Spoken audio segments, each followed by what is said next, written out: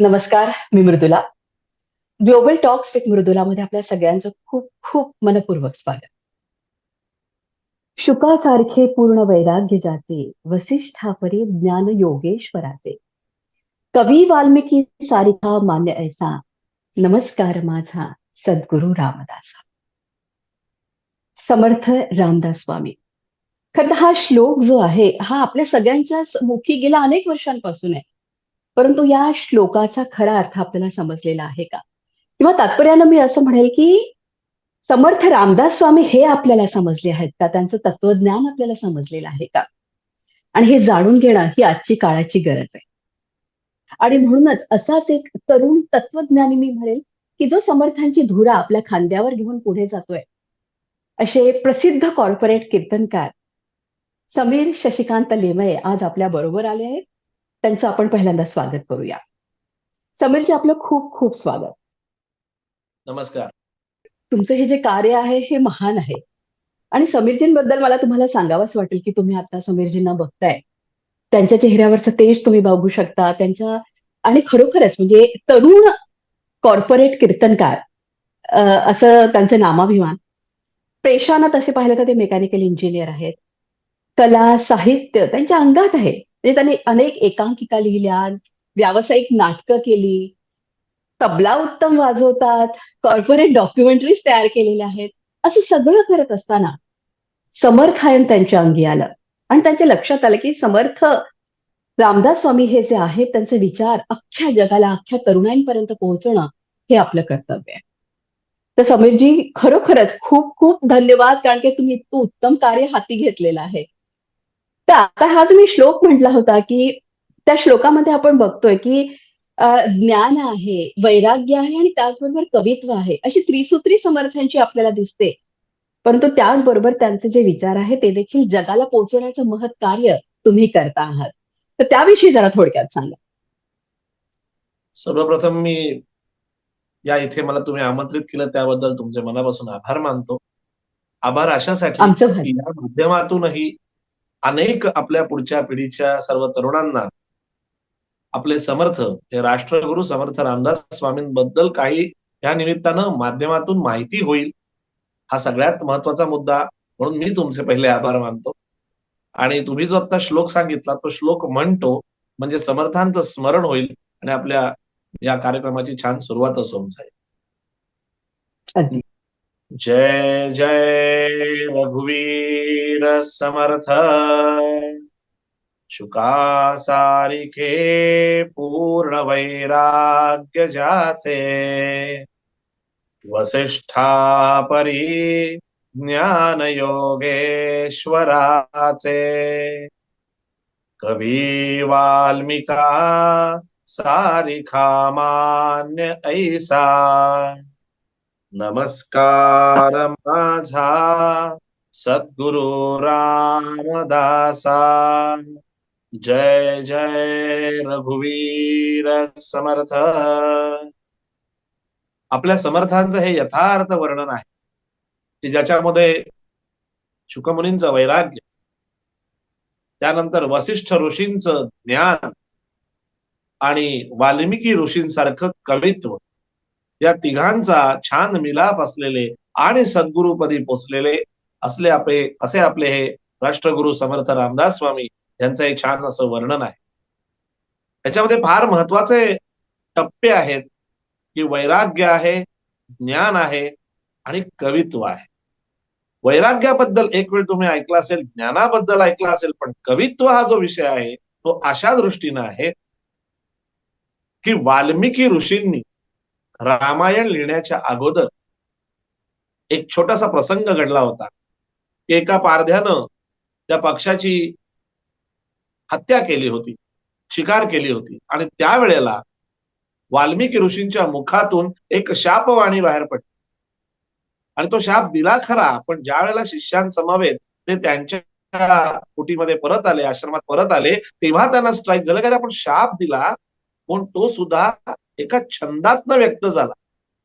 आणि मग त्याच छंदातनं अख्खी पुढे रामायणाची रचना झाली. तसं ते जे काव्य चिरंतन निरंतर राहिलं, तसं आपल्या समर्थांनी केलेले मनाचे श्लोक, समर्थांचा छानसा ग्रंथराज दासबोध आणि अजून सगळ्यात सखोल असा आत्माराम हा ग्रंथ आणि अनेक ओव्या, अनेक रचना, हे वा. सगळं कवित्व त्यांचं निरंतर आणि चिरंतर राहिलं, म्हणून त्याला वाल्मिकी ऋषींची उपमा दिलेली आहे. वसिष्ठ ऋषींची उपमा का दिली? कारण वसिष्ठ ऋषी हे स्वतः योगेश्वर होते. तसा योग खऱ्या अर्थाने शिकणं वेगळं आणि योग साधणं वेगळं.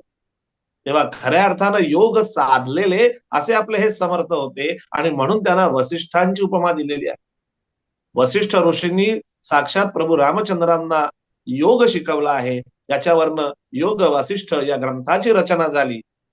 त्यात जसा योग वसिष्ठ ऋषींनी रामाला शिकवला, तसा आपल्या समर्थांनी तो योग साधून दाखवलाय, म्हणून त्यांना योगेश्वराची आणि वसिष्ठ ऋषींची उपमा दिली. शुकमुनींच्या बाबतीत एक प्रसंग असा सांगितला जातो की काही अप्सरा तळ्यामध्ये पोहत होत्या, त्या विवस्त्र होत्या.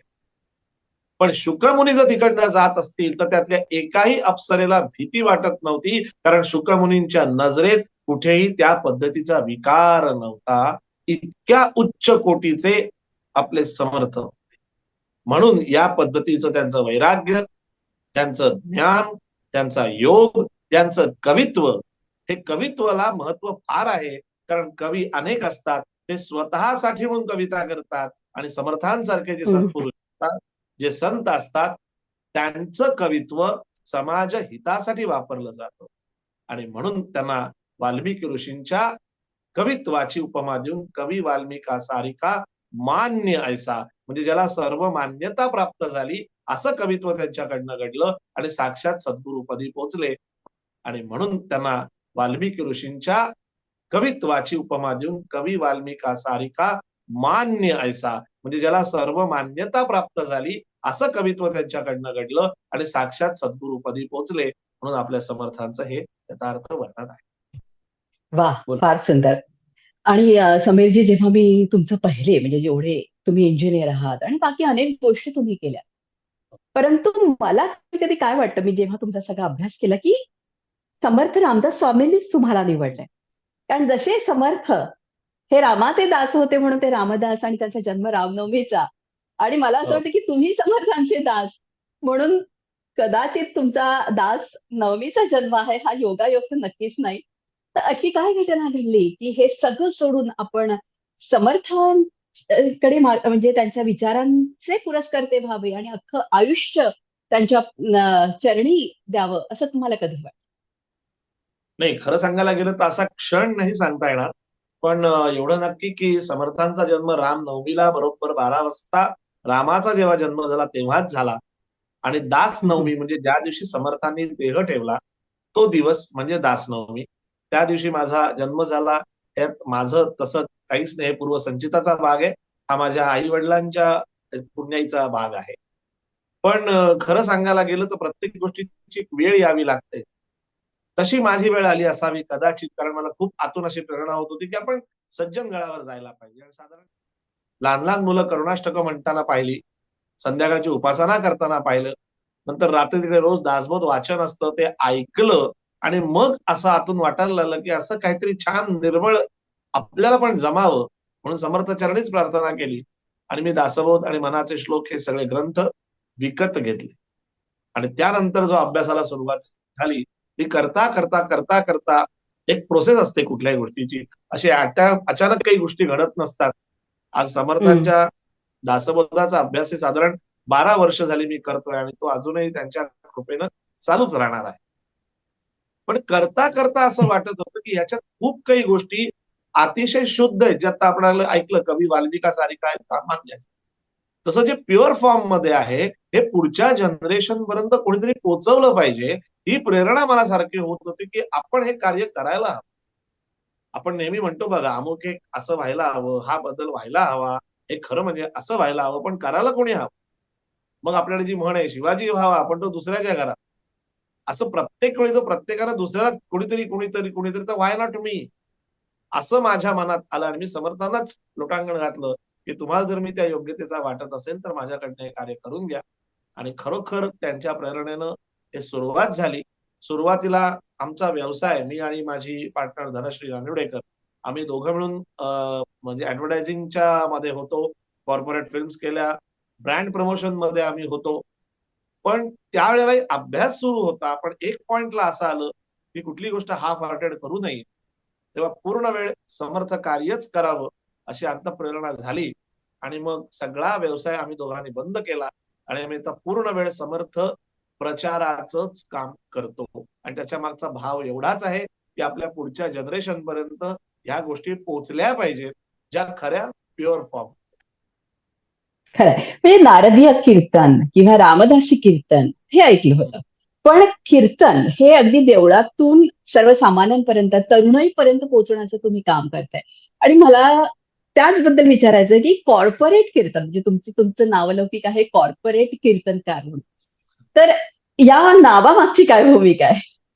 नाही नाही, त्याच्या मागे सुद्धा अगदी सरळ हे रामदासी कीर्तनच आहे. अनेक प्रकारचे नारदीय कीर्तन आहे, वारकरी कीर्तन असतं, रामदासी कीर्तन असतं. हे कीर्तन आहे, आपल्याही कीर्तनाला तीच चौकट आहे जी रामदासी कीर्तनामध्ये अभिप्रेत आहे तीच.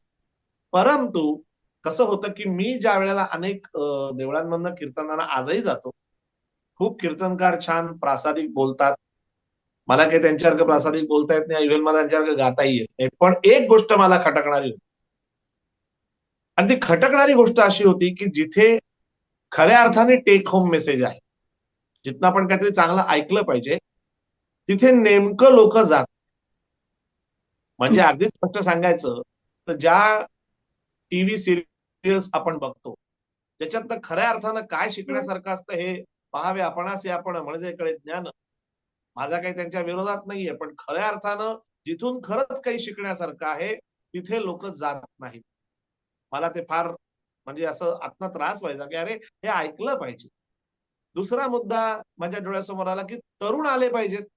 आपल्याकडे एक समज आहे की अध्यात्म किंवा कीर्तन हे सगळं आफ्टर रिटायरमेंट करायची गोष्ट, असा एक प्रघात उगाचच पडलेला आहे. म्हटलं नाही, आपल्याला तर तरुणही आले पाहिजेत, हे पण झालं पाहिजे. आणि मग जे मगाशी म्हटलं की मी आणि धनश्री ज्या काही साधारण आम्ही 90 वेगवेगळ्या फिल्म्स केल्या, म्हणजे डॉक्युमेंटरी फिल्म केल्या, काही सेल्स प्रमोशनच्या फिल्म केल्या, त्यामुळे कॉर्पोरेट स्ट्रक्चरशी खूप जवळनं संबंध यायचा. आणि तेव्हा अनेक कंपन्यांमधनं जाताना बॅक ऑफ माइंड असायचं की अरे हे सगळं दासबोधात आहे, फक्त याला हल्ली हे म्हणतात, त्यावेळेला ते म्हणत होते, बरोबर. अशी ती मनामध्ये कंपॅरिझन व्हायची. आणि आणि मग मग त्यातूनच समर्थायन सुरू झालं का? नाही, तिथून कीर्तन हा फॉर्म मी सिलेक्ट केला. कारण बर. मूळचा नाटक हा प्रांत असल्यामुळे कीर्तन हा फॉर्म सुरू केला की तो हम्म. करताना थोडस गाणं असलं तरी पुरतं, थोडी एक्सप्रेशन, पण मूळ मुद्दा काय, समर्थांची ओवी ती त्यांच्या समोरच्या श्रोत्यांच्या चित्तात गेली पाहिजे. म्हणून त्याला आम्ही कॉर्पोरेट कीर्तन हे एक शीर्षक दिलं. आणि या कीर्तनामध्ये तबला, पेटी, गजर, समर्थांच्या रचनांना मिळालेल्या चाली हे सगळं असतंच, पण त्या व्यतिरिक्त त्याच्यामध्ये पॉवर पॉइंट प्रेझेंटेशन असतं. हे कुठल्याच कीर्तनात नाहीये. पण आमच्या याच्यामध्ये पॉवर पॉइंट प्रेझेंटेशन येतं, त्याच्यावरती स्क्रीनवरती समर्थांची दासबोधातली ओवी येते. मग त्याला रेलेव्हंट एखादं स्केच म्हणा, एखादं कार्टून तेही त्याच्यावरती येतं. जेव्हा गरज पडेल तेव्हा त्यात एखादा इंग्रजी शब्दही येतो. पण उद्देश बरोबर. एक. म्हणजे तरुणाईला भावेल या दृष्टीने. हा? तरुणाईपर्यंत पोहोचण्याच्या दृष्टीनं त्यासाठी अर्थातच या हे भाषेचा. हा म्हणजे कॉर्पोरेट कीर्तन हा काही कीर्तनातला नवीन शोध वगैरे काही नाहीये. फक्त एवढंच हं, आहे की या कीर्तन माध्यमातून तुम्ही आजच्या तरुणांना एक संदेश मोठा जातो. जर तुम्ही मल्टीनॅशनल्स मध्ये काही काम करत असाल किंवा स्वतःचा हं. बिझनेस करत असाल तर तुम्हाला दासबोध अत्यंत उपयोगी आहे. हे कॉर्पोरेट कीर्तनाच्या माध्यमातून आम्ही सतत पोहोचवतो आणि आजपर्यंत आपली 225 कॉर्पोरेट कीर्तन झालेली आहेत. वा. तर एखादं उदाहरणार्थ आपल्या प्रेक्षकांसाठी सादर करू शकता? आता कीर्तनामधला सादरीकरण नाही, पण मी त्यातला थॉट सांगू शकतो. की बरं. आता साधी गोष्ट आहे की आज नेटवर्किंग सर्वत्र आहे. नंतर सेल्स डिपार्टमेंट असतं. मग हे समर्थाने त्या काळात कसं केलं किंवा आज जी कॉर्पोरेट ट्रेनिंग होतात, त्या कॉर्पोरेट ट्रेनिंग मध्ये जे शिकवलं जातं की तो जो सेन्स असतो तो समर्थ कसा शिकवायचे हे तुम्हाला थोडंसं सांग. म्हणजे समर्थ सांगायचे की त्याला समर्थ आत्ताचे आपण समजा टीम लीडर असा शब्द वापरला, तर समर्थ त्या टीम लीडरला महंत असं म्हणायचं. मग त्या महंतांचं समर्थ पहिले ट्रेनिंग घ्यायचं. मग त्या अर्थी काय सांगायचं की बाबा महंते महंत करा, युक्ती बुद्धीने भरावे आणि जाण ते करून विखरावे नाना देसी. आता साधं उदाहरण बघा, समर्थ संप्रदायामध्ये समर्थांनी एकच मठ नाही केलेला, अख्ख्या हिंदुस्थानात समर्थांनी 1100 मठ केले. आता जे ही मुलाखत ऐकत असतील, त्याच्यात काही स्वतः बिझनेसमन असतील, त्यांनी 2 मिनिटं इमॅजिन करावं की त्यांचा बिझनेस आहे आणि त्या बिझनेसच्या 1100 ब्रँचेस असतील, तर प्रत्येक ब्रँचला एक त्यांना हेड नेमावाच लागेल. मग तो जो कोण ब्रँचचा हेड असेल तिथे फक्त महंत हा शब्द ठेवा. मग तुमच्या लक्षात येईल, तुम्हाला तर महिन्याच्या शेवटी मिळणार आहेत, कारण तो बिझनेस आहे. समर्थाने ते परमार्थाच्या कार्यात केलंय, यात पैशाचा विषय नाही. तरी त्या महंतांचं ट्रेनिंग दिलंय. असे 1100 महंत 1100 मठात कसे तयार केले असतील. म्हणून समर्थ सांगायचे की एका टीम लिडरनं दुसरा टीम लिडर तयार करायचा, महंते महंत करावे. तो ट्रेनिंग कसा करायचं, युक्ती बुद्धीने भरावे आणि जाण ते करून विखरावे नाना देसी. म्हणजे महाराष्ट्रातल्या समजा चाफळच्या मठातला मठपती आहे, तर त्यांना आता इंदोर किंवा ग्वाल्हेरला एक मठ आहे, तिथला मठपती नेमायचा असेल तर त्याचं ट्रेनिंग समर्थ चाफळला द्यायचे आणि त्या महंताला सांगायचे असाच तू पण दुसरा महंत तयार कर. आता मला सांगा, आज कॉर्पोरेट ट्रेनिंग मध्ये मोठ्या कंपन्यांमधनं हेच ट्रेनिंग दिलं जातं ना. अशा पद्धतीने समर्थाने अख्खी यंत्रणा, ज्याला आपण मॅनेजमेंट म्हणतो, अशी अख्खी मॅनेजमेंट ज्यात कम्युनिकेशन आहे, त्याच्यानंतर HR आहे, त्याच्यानंतर लिडरशिप क्वालिटीज आहेत, नेटवर्किंगच्या गोष्टी आहेत. बरं, सगळ्यात महत्वाचं, तेव्हा झूम नव्हतं, इंटरनेट नव्हतं, कुठेही व्हॉट्सअप नाही, फेसबुक नाही, ही कुठलीही टूल्स नाहीत, तरी 1100 मठ कसे स्थापन केले असतील विचार करा. काय खरं. कम्युनिकेशन, कसे तरुण बांधून काढे, सगळं कीर्तनाच्या माध्यमातून. समर्थांना 11 भाषा येत होत्या. म्हणजे विचार करा, 11 भाषा समर्थांना येत होत्या. आज सुद्धा आपल्याला एवढ्या भाषा येत नाही. म्हणजे एखादं उदाहरण घ्यायचं तर महाराष्ट्रातला माणूस असेल तर तो पटकन मराठी माणूस गुजरातमध्ये जाऊन धंदा नाही करत. गुजराती माणूस एक वेळ महाराष्ट्रात येऊन मराठी शिकेल, पण आपण तसदी घेत नाही. समर्थांनी त्या काळात 1100 मठ उभे करताना 11 भाषा स्वतः शिकले. गुरुमुखी भाषेत पंजाबात जय जय रघुवीर समर्थ मी पाहिले. आणि सगळ्यात महत्वाची गोष्ट म्हणजे फार मोठा मुद्दा आहे की कीर्तन हा फॉर्म समर्थाने वापरला.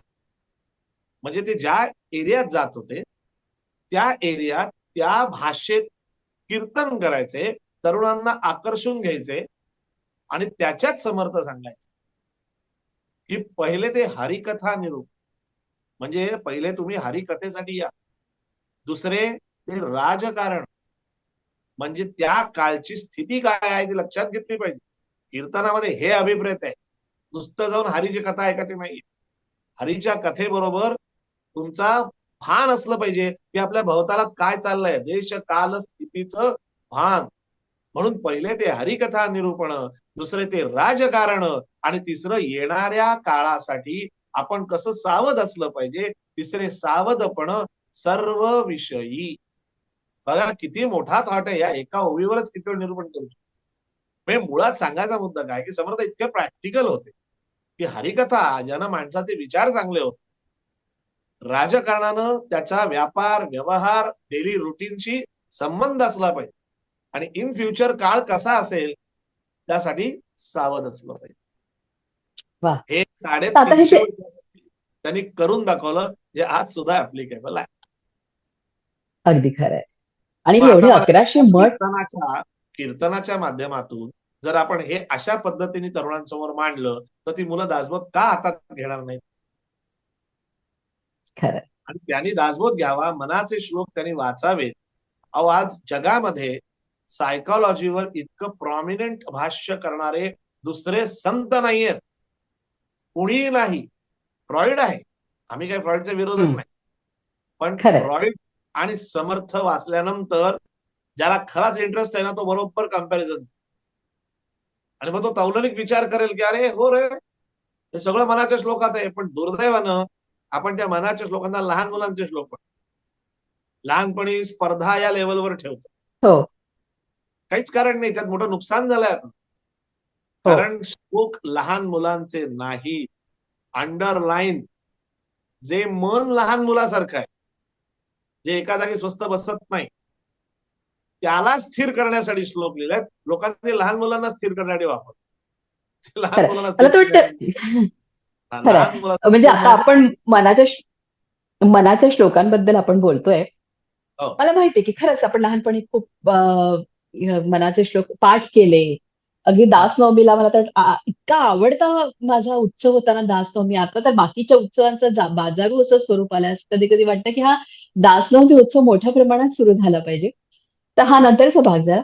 तर आपण हे जे मनाचे श्लोक म्हणत होते खरंय की मनाची गुपित किंवा आपण बघतोय की मन हे अवयव दिसत नाही, परंतु त्याचा थांग लागत नाही, परंतु मन काय नाही करू शकत.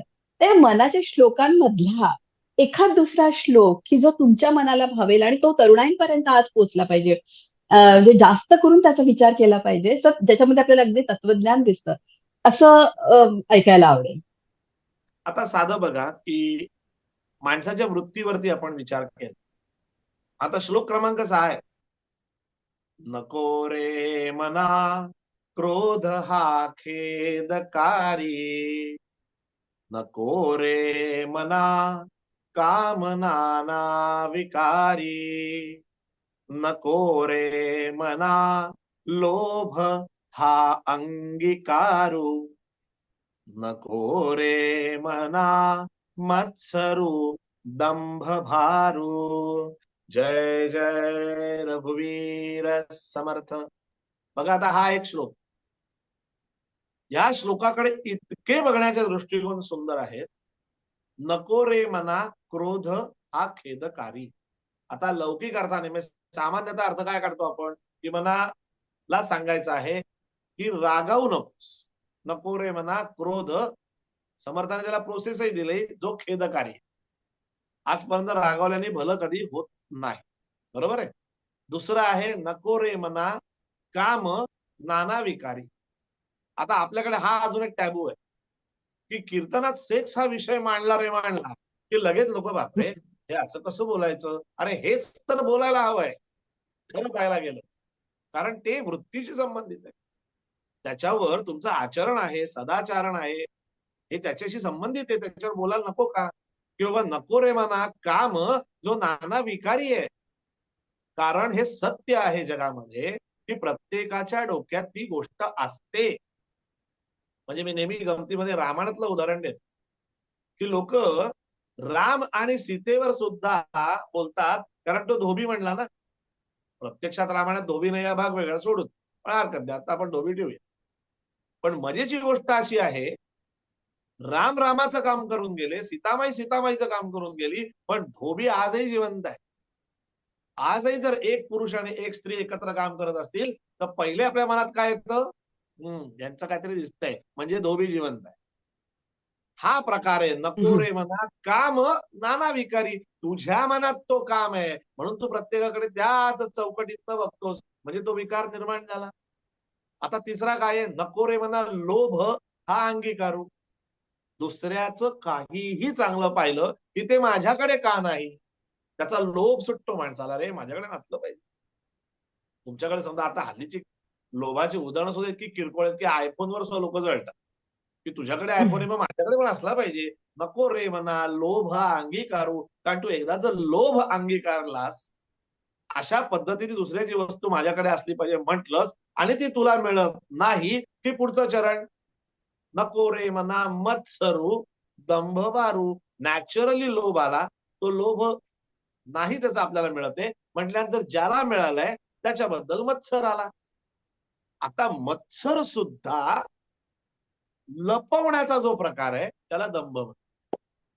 बघा किती एक श्लोक आहे सगळा वृत्तीदर्शक आहे की किती दांभिक असतो. अरे जळली तर जळली तरी म्हण पण नाही आपण मनात न जळलं तरी चेहऱ्यावर दाखवत नाही. वा वा छानच अगदी सुंदरच. ही जी मोठी एक्सप्रेशन्स आहेत याला दंभ असं म्हणतात. समर्थ म्हणतात जरा स्वतःकडे बघ आणि बघ यातले सगळे विकार तुझ्यात आहेत की नाही. तुला क्रोध येतो 2-2 मिनिटाला. बर आपण म्हणतो लाखो पण आपल्या मनासारखं जरा जरी घडलं नाही एका सेकंदात क्रोध येतो. सगळ्यात महत्वाची गोष्ट आहे की हे जे सगळे मुद्दे आहेत ना इथेच तर खरी गडबड आहे. आणि म्हणून समर्थांचं वर्णन आहे वसिष्ठा परिज्ञान योगेश्वराचे. हा खरा योग आहे.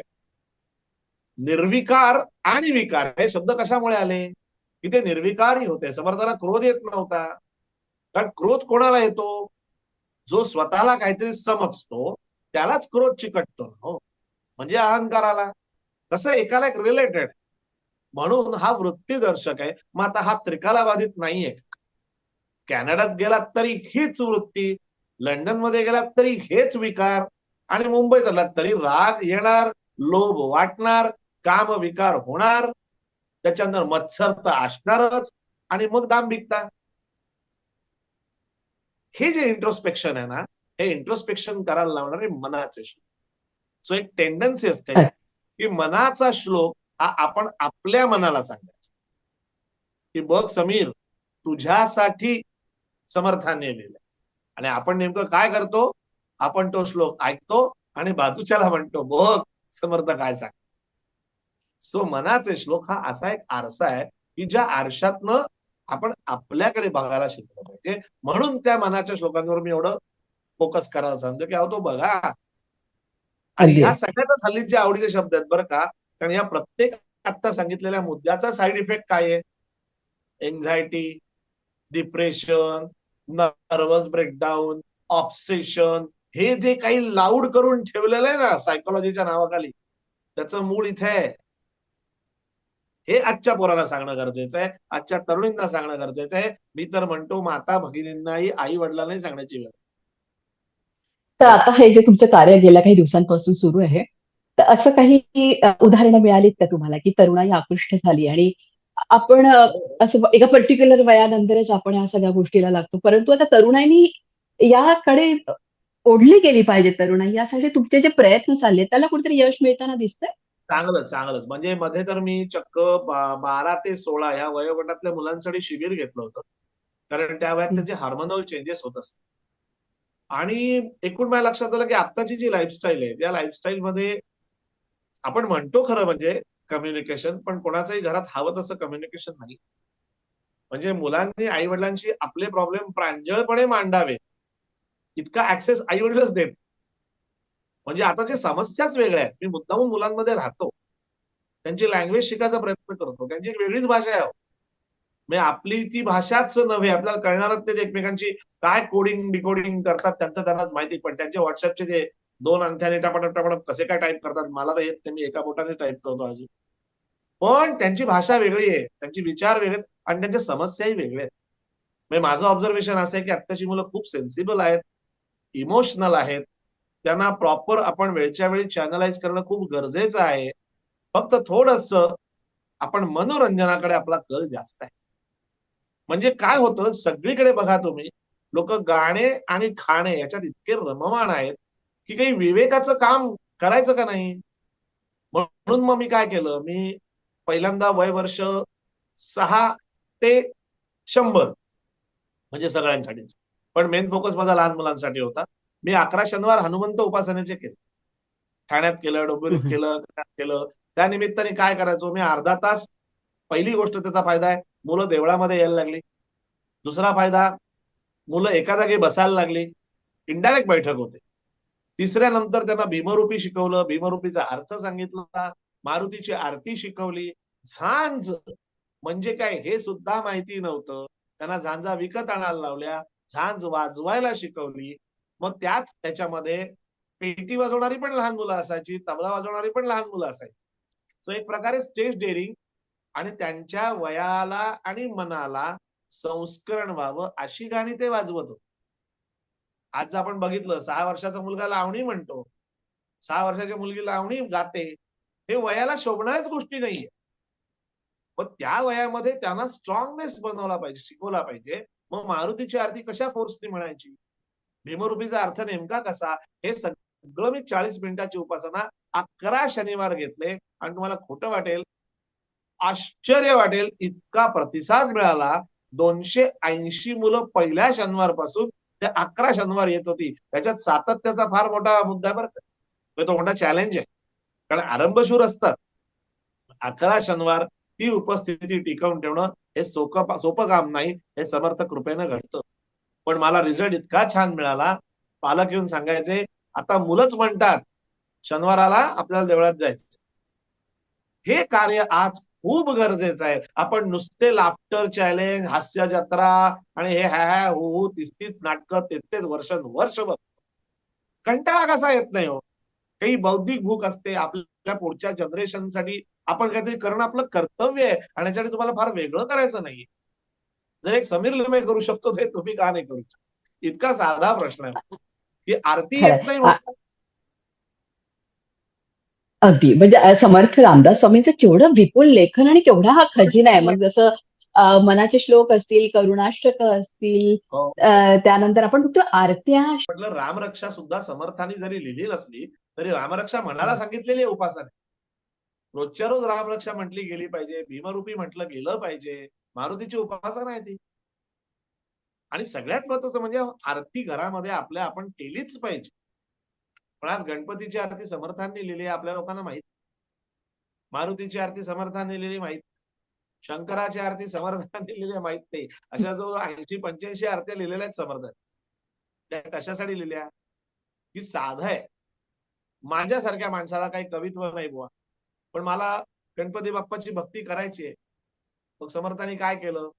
हे घे रेडीमेड स्क्रिप्ट म्हणजे आरती. आता तुझा फक्त भाव त्यात घाल आणि भावपूर्ण म्हण. आपण म्हणतो का भावपूर्ण? आपण पाट्या टाकल्यासारखी म्हणतो. चुकीची म्हणतो. म्हणताना जांभया देतो. एकमेकांकडे बघतो आणि एकदाची उरकून टाकतो. झालं धडधड धडधड धडधड 2-3 आरत्या म्हटल्या. अर्ध लक्ष त्या आरत्या संपवायच्या आहेत आणि पुढच्या ऍक्टिव्हिटीला मोकळे. पण आरती या शब्दाचा अर्थच आत्म्यापासून रत होणं, याला आरती म्हणतात. मग एवढी उपासना जर आई वडील घरात करत असतील तरच मुलं ते बघून पुढे करणार नाहीत का? म्हणून आम्ही मुलांसाठी पण हे कार्य करतो, तरुणांसाठी करतो आणि ज्येष्ठ नागरिकांसाठी वेगळंच आहे. आणि म्हणून कॉर्पोरेट कीर्तन ही फार महत्वाची गोष्ट. दुसरी गोष्ट आम्ही अगदी. रामकथा पण सुरू केली ती त्यासाठीच सुरू केली. हम्म. कारण राम पण हवा तसा माहित नाही. रामकथेकडे मी येणार आहे. परंतु त्याआधी मला हो, तुम्हाला एक विचारायचं आहे, की जसं आपण म्हणलो, की चाफळ हे तसं पाहिलं तर समर्थांचं कॉर्पोरेट ऑफिस. तिथून त्यांनी एवढे 1100 मठ बांधले. त्यातला हो. माझा महत्वाचा असा हा प्रश्न आहे, की हे मठ बांधण्यामागची भूमिका समर्थांची तर तुम्ही विशद केली किंवा तुम्ही पुन्हा सांगू शकता. त्यातले आता मठ किती आहेत आणि काय करणं अपेक्षित आहे त्या मठांसाठी? आणि तुम्ही शिवथरगडाला बरेचदा जाता. तर तिथे तुम्हाला कधी समर्थांचं अस्तित्व जाणवलं का? एआयचा जमाना आहे. कधी त्या अशा काही लहरी तुम्हाला जाणवल्या? 200% स्थानमात्म्य तर आहेच. स्थानमात्म्य 200% आहे.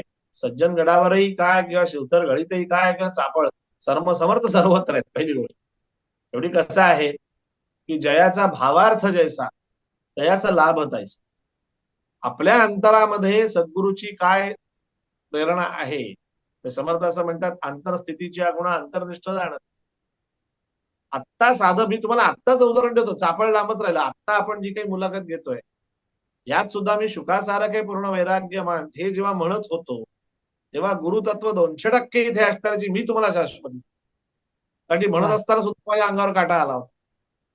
ते गुरुतत्व इज इम्पॉर्टंट मुद्दा. तुम्ही जाल तिथे समर्थ आहे. तुम्हाला समर्थ फक्त आठवले पाहिजे. आपल्या स्मरणात समर्थ असतील. त्यामुळं हा शिवथरगड काय तिथे तर दासबोधाची निर्मिती झाली. तिथे समर्थाने असं वर्णन केलंय निर्वात पोकळी. आता लोक त्या एक दरवर्षी एक व्हॉट्सअपला एपिसोड फिरतो की एक माणूस आला त्याने तबकडी लावली, फ्रिक्वेन्सी रहित आहे.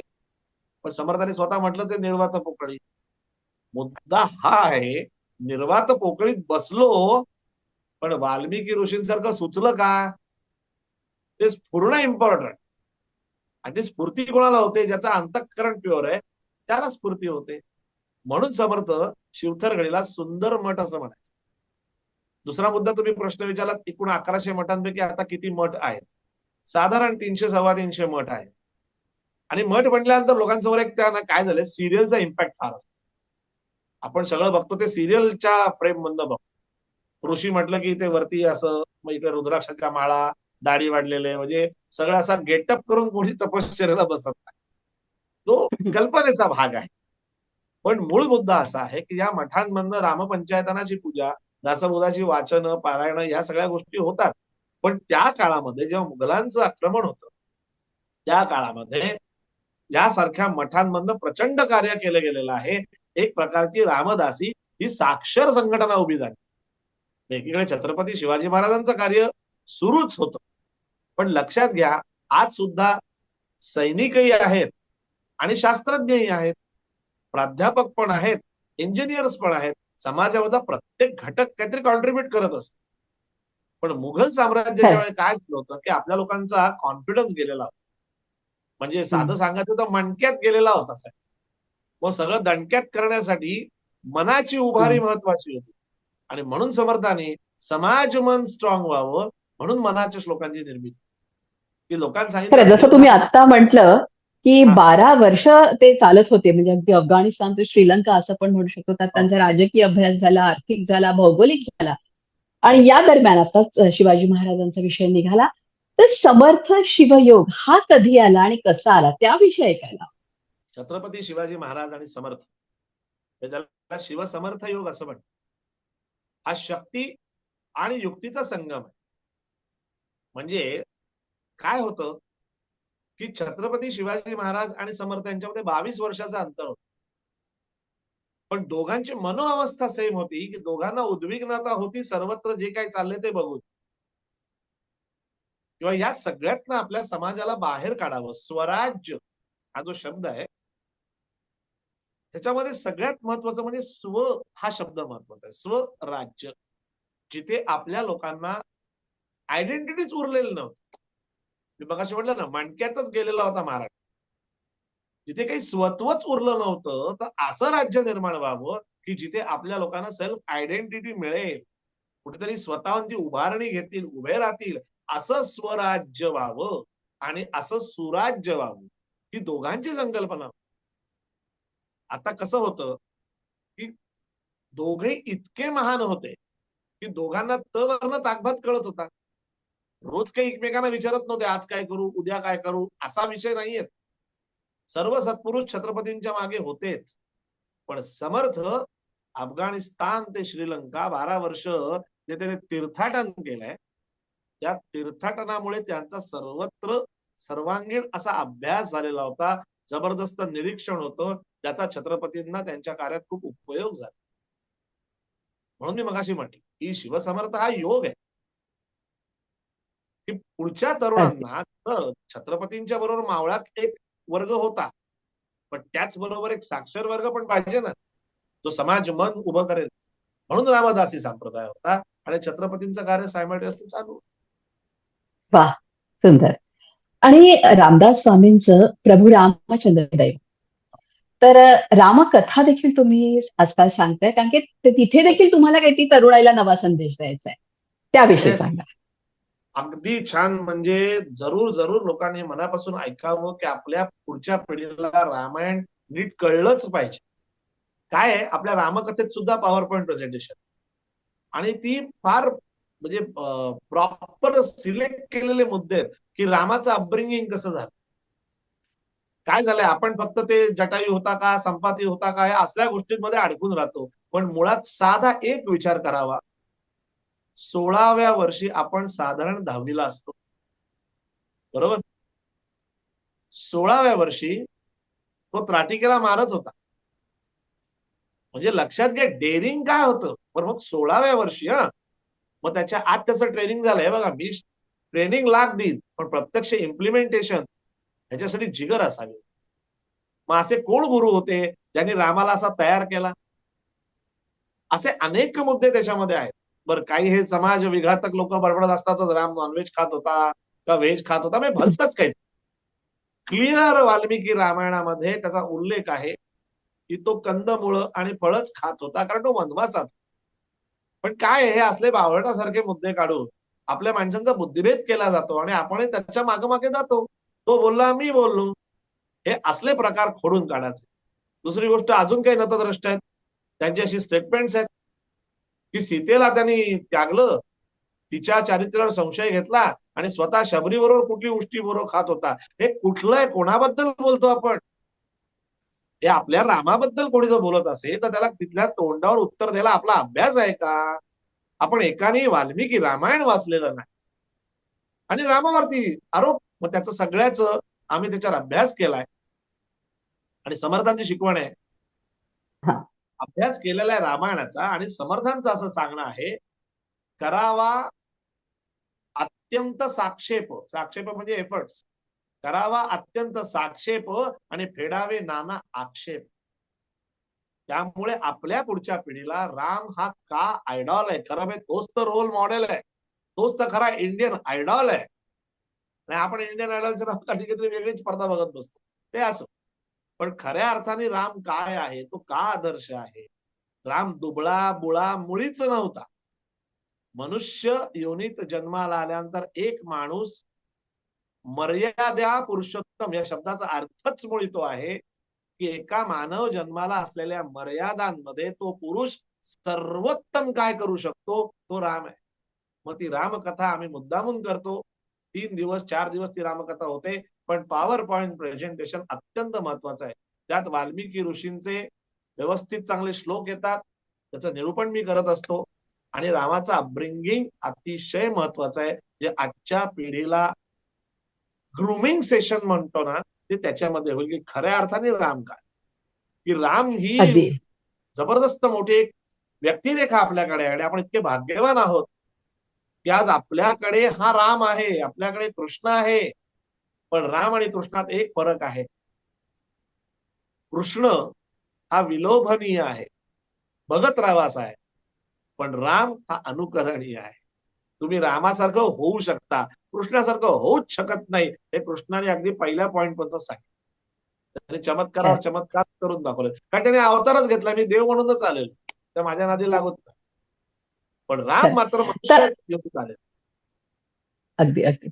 तर आता आपण रामकथेविषयी बोलत होतो आणि सीता यांच्या नात्याविषयी बोलत होतो. तुम्हाला माहितीये की आजकालची तरुणाई म्हणजे हो. विवाहामध्ये पण विश्वास ठेवत नाही, विवाह करताना फार विचार करते. खरोखरच सीता आणि या या दोघांकडे पण फार वेगळ्या दृष्टीने ते बघतात आणि उगाच ज्या तऱ्हेने आपण म्हटलं की नको ते विचार करतात. तर आता मला बरोबर. एवढंच हवंय की सीता यांचं हे जे नातं आहे, तरुणाईला जर का त्यांच्या मनावरती ते अत्यंत सुंदर आहे हे बिंबायचं असेल, तर त्याचं तुम्ही विवेचन कसं कराल? बोला. रामकथेमध्ये सीता आणि राम या दोन्हींबद्दल फार महत्वाचे मुद्दे मी सांगतो. कारण आजच्या तरुणांनी ते ऐकलंच पाहिजे की खऱ्या अर्थाने आपण, हल्लीचा आवडता शब्द आहे तो, मला कम्पॅटेबल आहे का, किंवा ती मला कम्पॅटेबल आहे का, हे जे थॉट्स आहेत ना, त्यांनी फक्त राम आणि सीता या जोडीकडे बघावं. त्याला एक सुंदर शब्द आहे, ती जोडी कशी आहे, ती अनुरूप आहे. म्हणजे एकमेकांच्या मनातलं न सांगता कळणं. कसं आहे हो, एक जनसामान्याकडे बघितल्यानंतर कर्तृत्ववान जर पुरुष असेल तर त्याच्याबरोबर कोणी राहू शकतं. पण संकट समयी सुद्धा सीता ज्या स्ट्रॉंगली उभी राहिली रामाच्या बरोबर, ती साधी सुधी गोष्ट नाही. एकदा तिच्या दृष्टिकोनातनं विचार करावा. ती काही गरिबाकडची मुलगी नव्हती. ती पण चांगली जनक राजाकडे श्रीमंतीत वाढलेलीच मुलगी होती ना. इकडे लग्न झाल्यानंतर तिला वनवासात जा असं कोणी सांगितलेलं नव्हतं. पण माझ्या नवऱ्याला वनवास लागला आहे, वनवासात जायचं आहे, जावं लागणार आहे म्हटल्यानंतर ही पण निघालेली आहे बरोबर. तेव्हा तिच्या आईने सांगितलं नाही, तू आपली परत ये, त्यांचं ते बघतील त्यांच्या घरातलं. हा फरक आहे की तिला माहिती होती आपला नवरा राम आहे. अहो, रामाचा संग कोण सोडेल? जो रामाचा संघ सोडेल तोच तर प्रॉब्लेम आहे की आपण रामाचा संघ सोडतोय. जो खरा राम आहे त्याच्याबरोबर सीता मस्तपैकी छान वनवासात निघालेली आहे. कुठेही कपाळावर आठी नाही, कुठेही तिला प्रॉब्लेम नाही. रामच तिला म्हणला उलट, की अगं बाई, तुला नाही वनवासाची, मला वनवासात जायला सांगितलंय. ती म्हणजे मग काय झालं, मी येईन ना म्हणे. मग तुला सवय नाही अगं वनवासात, तू कशी राहणार? त्याच्यावर सीतामाईनी वाक्य टाकलंय वाल्मिकी रामायणात, की तुम्हाला माझी ही भीती वाटूच कशी शकते. मी राम याच्याशी जेव्हा लग्न केलं तेव्हा असं वाक्य आहे, गमतीत ती म्हणते की मी पुरुषासारख्या दिसणाऱ्या स्त्रीशी तर लग्न नाही ना केलं. राम म्हटलं, बाई ग, तुझ्यासमोर काय बोलणार. म्हणजे मग तो माझं रक्षण करण्याचं असं होऊच शकत नाही. एवढं धनुष्य तोडलंय त्यांनी, त्याच्यासाठी बाकीच्या गोष्टी काय, तो रक्षण करणारच आहे. आज विचार करावा, मुलांनी पण रामाचा विचार करावा. आणि मुलीनं सीतेचा विचार करावा. काय कम्पॅटेबल. आणि खरं सांगू, वा. गमतीचा गोष्ट भाग असा आहे, आपण त्याला वनवास म्हणतो, पण 14 वर्षापैकी 13 वर्ष ते दोघं एकत्र होत्या. So that was a golden era असं बघायला गेलं तर. एकत्र राहत होते ना. हम्म. जर राम राजा झाला असता तर तो राज्य कारभारात गुंतला असता. तिला अख्खा राम मिळाला घेऊ 13 वर्ष. असा जर पर्स्पेक्टिव्ह ठेवला तर तिच्यासाठी खूप सुंदर मुद्दा होता. पण हे अगदी खरंय, रामकथेत अगदी खरं. म्हणजे ऐकायला जेव्हा लक्षात येईल, अनेको मुद्दे आहेत सीतेचे. सीतामाई क्या बात, क्या बात आहे. वा. आणि अर्थात म्हणजे नक्कीच आम्हाला तुमची कॅनडातली रामकथा संपूर्ण ऐकायला निश्चितच आवडेल. अगदी तर आता आनंदाने आपण आनंद. सीतेबद्दल बोललो. हो, हो. रामाविषयी तुम्ही काय म्हणाल? आता राम हा सुद्धा इतका, म्हणजे खरं सांगायला तर राम हे तत्व आहे. मुळात राम अनेकांनी समजून नाही. रामाची खूप खूप म्हणजे व्यथा आहे की रामावर कोणी उठावं आणि काही बोलावं, ज्यांनी रामाची बाजू कधीच बघितली नाही. त्या बिचाराचा तसा काय दोष हो. असा जर नीट विचार केला. बर, आधीच लोकांना सांग, रावण मरावा म्हणून कैकेयीनं स्वतःकडे वाईटपणा घेतला, हे धादांत खोटं आहे. हे बुद्धिभेद करणार. कारण तुम्ही त्यात रामाला खाली आणताय. कैकेयीची फक्त मतिभ्रष्ट झाली होती, कुसंगतीत फुकट गेली. नाही तर तिचंही रामावर प्रेम होतं. मंथरेनं काडी घातली, तिची मती भ्रष्ट झाली, एवढंच आहे. त्यामुळे इतकी काही ती विजनरी वगैरे मुळीच नव्हती. क्लिअर कट वाल्मिकी रामायणात त्याचा उल्लेख. पण आता विचार करा की दशरथानं तरुणपणी तिला दिलेला शब्द, त्यासाठी हा मुलगा वनवासात जातो, म्हणजे हा पितृवचनांकित आहे. आजच्या मुलांनी नीट बघावं की आपल्या वडिलांचा शब्द पाळण्यासाठी तो आनंदानं वनवासात जातोय. वडिलांना लूक देत जात नाहीये, तुमच्यावर उपकार म्हणून मी जातोय असं केलेलं नाही. कैकेयीला सुद्धा तो शेवटपर्यंत कैकेयी माताच म्हणतोय. तो कैकेयीला सुद्धा अधवा तधवा बोलला नाही. एवढंच काय हो, तो मंथरेला सुद्धा बोलला नाही हो. किती लोकांना माहिती आहे. बरोबर. म्हणजे साधा एक छोटा प्रसंग सांगतो. रामानं मंथरेबद्दल असं म्हटलं की अरे त्या मंथरेला दोष तुम्ही का देता. बघा हा, जिच्यामुळे हा वनवासात गेला, तिच्याबद्दल हा विचार मांडतो की तुम्ही मंथरेवरला का दोष देताय, तिची काय चूक आहे. म्हणजे मंथरेची चूक नाही, अजिबात नाही. मंथरा ही कोण होती, कैकेयीची दासी होती. म्हणजे तिची निष्ठा कोणाप्रती, आपल्या स्वामिनीप्रती. मग तिची स्वामिनी जर कैकेयी होती, तर माझ्या स्वामिनीचा मुलगा सिंहासनावर बसावा असं जर तिला वाटलं, त्यात कैकेयीच्या प्रती तिची निष्ठा आहे, मग यात मंथरेची चूक काय. हा विचार कोण मांडताय, राम, जो तिच्यामुळे वनवासात गेलाय.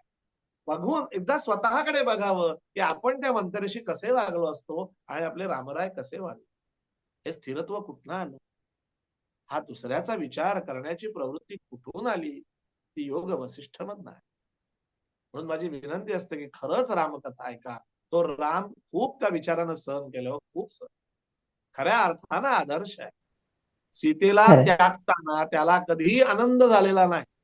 सीतेला अग्निदिव्य करायला लावलं तेव्हाही त्याला आनंद झालेला नाही. खरं सांगायला गेलं तर राम बिचारा कधी हसलाच नाही. आणि त्याला खरंय. रडवणारे आपण आहोत. हे खरं कारण आहे. काहीही त्याच्यासारखं न करता त्याच्यावर बिनधास्त चिखलफेक करून आपण मोकळे होतो. ना त्याचं चरित्र ऐकलं, ना नीट वाचलं.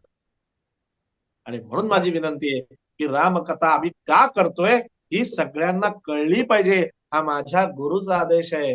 रामकथा ब्रह्मांडा पल्याड भेदून न्यावी असं समर्थाने सांगितलंय की समस्तांमध्ये कथा गोड ही राघवाची आहे आणि ती पुढच्या पिढीपर्यंत पोचलीच पाहिजे. आपण खूप गाणी वा. ऐकली, पण कथा कोणी ऐकली नाही. ती कथा ऐकणं गरजेचं आहे. इतके छोटे छोटे मुद्दे आहेत, इतकी सुंदर सुंदर कॅरेक्टरायझेशन आहेत.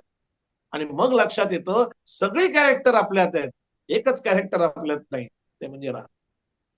मग जे वा. कॅरेक्टर आपल्यातच नाही त्याच्या कॅरेक्टर बद्दल आपण बोलावं. म्हणून रामाचं चरित्र आणि चारित्र्य दोन्ही सांगण्याचा प्रयत्न आम्ही रामकथेत करतोय. ही जरूर जरूर ऐका. आणि खूप काही त्याच्यातनं छान मिळेल. आणि रामकथा ऐकायला पुण्य लागतं बरं का. हो हा हो हो. ऍटलिस्ट म्हणजे चांगलं असेल तरच रामकथा ऐकायला मिळेल. हम्म, खरं. सगळ्यात महत्वाची गोष्ट म्हणजे अनेकांना या निमित्तानं पोचेल की ज्ञानेश्वर माऊलींचं पसायदान सर्वश्रुत आहेच, पण समर्थाने सुद्धा एक पसायदान मांडलं. काय झालं, एक छोटस गोष्ट सांगतो की समर्थ म्हटल्यावर सज्जनगड हे एक इक्वेशन, पण समर्थांच्या एकूण 73 वर्ष हे त्यांचं जे पिरियड होता त्याच्यात फक्त शेवटची 6च वर्ष समर्थ सज्जनगडावर. बाकी सगळा काळ हा त्यांचा चाफळ आणि शिवथरगड आणि बाकी सर्वत्र संचार याच्यामध्ये त्यांनी व्यतीत केलेला आहे. पण हे सगळं करत असताना समर्थांनी एक कुठल्या तरी एका वेगळ्या अवस्थेमध्ये, भावावस्थेमध्ये असताना हे पसायदान रचलं. आणि या पसायदानाचं एक वैशिष्ट्य आहे की जशी श्री माऊलीने विश्वशांती मागितलेली आहे तसंच समर्थांनी पण मागितलंय, पण समर्थांचं त्याला सुद्धा एक प्रॅक्टिकल अप्रोच आहे. म्हणजे त्याचं वर्डिंग मी म्हणतो, तुमच्या लक्षात येईल की कसं आहे, रामाकडे काय मागितलं. जय जय रघुवीर समर्थ रघुनाथ दासा कल्याण भावे अतिसौख्य भावे आनंद व्हावे उद्वेगनासो वरशत्रुनासो नाना विलासे मगतो विलासो कोडे न कोरे कळहो न कोरे कापट्य कर्मी सहसा न कोरे निर्वाण चिंता निरसी अनंता शरणागता दे बहुधात माता अजयो न हो रे जयवंत हो रे अपदान को रे बहुभाग्य हो रे श्रीमंतकारी जनहितकारी परोपकारी हरिदास तारी सीताकांत स्मरण जय जय राम जय जय रघुवीर समर्थ. असं छान पसायदान आहे. आणि या पसायदानाचं अगदी. वैशिष्ट्य शेवटचं चरण त्याचं खूप सुंदर आहे. त्यात समर्थ म्हणतात श्रीमंतकारी जनहितकारी. श्रीमंत जरूर व्हा, भरपूर पैसे मिळवा, काही प्रॉब्लेम नाही, पण त्याच्यातनं थोडस जनहित करण्याचा नक्की प्रयत्न करा. श्रीमंतकारी जनहितकारी असा परउपकारी हरिदास त्यास तारी. किती समर्थाने वा. सुंदर म्हटलंय. श्रीमंत व्हायला त्यांनी कुठेही नाकार दिलेला नाही, पण नुसतं मलाच कसं फक्त मिळेल असा विचार करू नका. माझ्यावर अजून 4 लोकांना मला काय देता येईल त्याचा विचार करावा. तो खऱ्या अर्थाने परोपकार करा. आणि जो परोपकार करतो खरं तर ही वैचारिक बैठक संपूच नाही असं वाटतंय. तुम्ही जी समर्थ रामदास स्वामींच्या विचारांची ध्वजा धुरा हाती घेतली आहे त्याच्यामध्ये तुम्हाला खूप यश लाभो. कारण हे सगळं काही सोडून तुम्ही हा जो अनवट वाटेवरचा प्रवास सुरू केला हा खूप कठीण आहे. त्यामुळे तुम्ही कुठली व्यावहारिक बाजू पाहत नाही, तर कुठेतरी राष्ट्रप्रेम, राष्ट्राचा उद्धार या पाठीमागे तुमची भूमिका आहे. खूप कौतुक वाटतंय मला तुमचं त्या संदर्भात. तुम्हाला उदंड शुभेच्छा या कार्यासाठी. आणि तुम्ही इथे आलात, एवढा छान वेळ दिलात त्याबद्दल मनःपूर्वक धन्यवाद. अगदी आणि अगदी छान. आता मला ऐकायला आवडेल. समर्थांचं सांगणं असायचं की रिकामा जावो नेदी एक क्षण. आपल्या आयुष्याचा एक क्षण सुद्धा फुकट घालवू नका, कारण आयुष्यासाठी किती क्षण दिलेत हे आपल्याला माहिती नसतं. तेव्हा प्रत्येक क्षण आणि क्षण हा परमार्थासाठी आपण जगला पाहिजे. असे समर्थ स्वतः आधी जगले. समर्थांचा दंडक होता, आधी केले मग सांगितलं. असे समर्थांनी इतके कष्ट घेतलेले आहेत, एक क्षण सुद्धा स्वतःसाठी कधीही केला नाही, कंप्लीट परमार्थच केला. आणि याच्या बदल्यात त्यांनी काय मागितलं? त्यांनी फक्त एवढंच सांगितलं, आमुची प्रतिज्ञा ऐसी, शिष्यास न मागणे काही, आमुच्या मागे रघुनाथासी भजत जावे. मला एवढंच फक्त मला मागणं आहे की बाबा मला काही नको, माझ्या नंतर फक्त माझ्या रघुनाथाला भजत जा, असं समर्थांनी मागणं मागितलंय. अशा आपल्या समर्थांनी आपल्यासाठी त्या रामाकडे एक मागणं मागितलं, कल्याण करी रामराय. युट्यूबला जरूर समीर लिमे टाईप करा, तिथे तुम्हाला माझी कल्याणकरी नक्की ऐकायला मिळेल. पण कल्याणकरीचा अर्थ पटकन जाता तसा जो आपण म्हणतो ना, माझं कल्याण व्हावं, असा त्याचा अर्थ नाहीये. कल्याण म्हणजेच दुसऱ्याचं व्हावं, त्यालाच कल्याण असं म्हणतात. दुसऱ्याचं भलं होणं याला कल्याण म्हणतात. म्हणून समर्थांनी रामाला सांगितलं की आपल्यासारख्या सर्व साधकांचं, भक्तांचं, सामान्य जनांचं रामराया कल्याण व्हावं, अशी समर्थांनी रामाकडे प्रार्थना केली. त्यातले फक्त 2 शेवटचे चरण म्हणतो. त्यात समर्थांची भावावस्था दिसते की एकीकडे सर्व कष्ट करत करत करत सगळं झालेलं आहे आणि आता कुठेतरी निर्वाणाचे विचार मनामध्ये आहेत. आणि त्यावेळेस समर्थ म्हणतात, कोठे जावे काय करावे, काय करावे, कोठे जावे काय करावे, काय करावे, आरंभिली बोहरी दयाळा, आरंभिली बोहरी दयाळा, कल्याण करी राम राया, देवराया, कल्याण करी राम राया.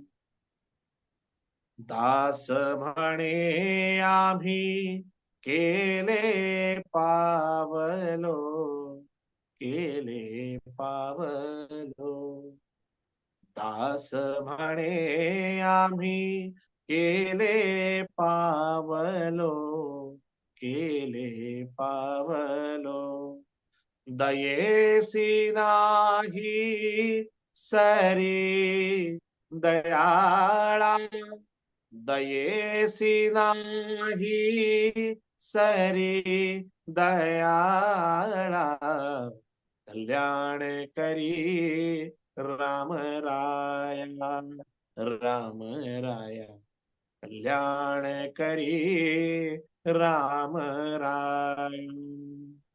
जनहित विवरी, जनहित विवरी, जनहित विवरी, कल्याण करी राम राया, राम राया, कल्याण करी राम राया. जय जय रघुवीर रघुवीर समर्थ. श्रीराम. डोळ्यात श्रीराम.